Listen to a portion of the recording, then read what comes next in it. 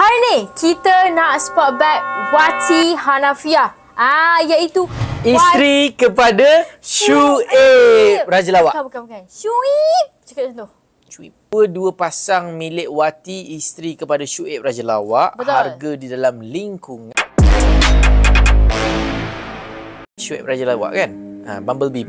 Ya. Bumblebee. Ya. So, ini adalah Dior tote book bag. Wow. Harganya dalam RM14,500.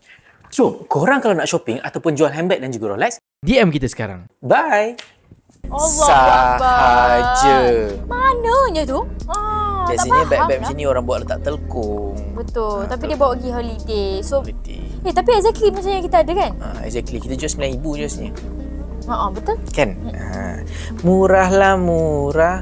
Beli di Murahlah Icon Lux. Murahlah murah. Ten. Bag dulu. Jom. Kita spot bag. Ini adalah LV, Louis Vuitton Petit Mal. Petit Mal. Petit Mal. Dulu saya cakap Petit Mal Rupanya baut. Ya. Ini adalah Petit Mal RM30,500 sahaja. In white, black and white colour. Kebetulan. Sangatlah unik. Kedua-dua pasang milik Wati, isteri kepada Syuib Raja Lawak. Betul. Harga di dalam lingkungan RM45,000 sahaja. Hebat kan? Hebat sekali. Jom shopping dan jual melalui Icon Lux. Jimat sehingga 70%, installment serendah RM5 sehari. Jual dan konsign item anda dengan kami. Cepat, DM kita sekarang.